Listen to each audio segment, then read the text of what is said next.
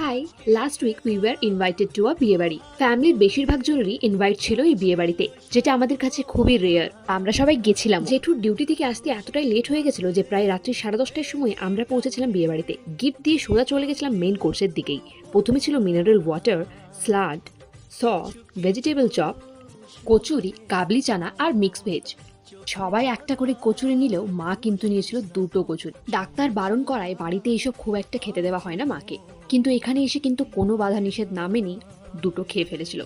আর সত্যিই বাপু, নিজের পছন্দের খাবার সামনে দেখলে নিজেকে কন্ট্রোল করা কিন্তু ভীষণ চাপের।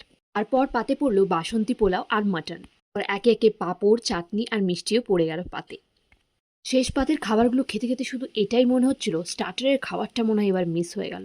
বাড়ির সবাই বারণ করেছিল এত রাতে আর তোকে তেঁতুল জল খেতে হবে না, কিন্তু মন যে আমার আর মানলো না। ওদেরকে ফটো তোলায় এঙ্গেজ করে গাদা গুচ্ছে ফুচকা খেয়ে বাড়ি ফিরলাম।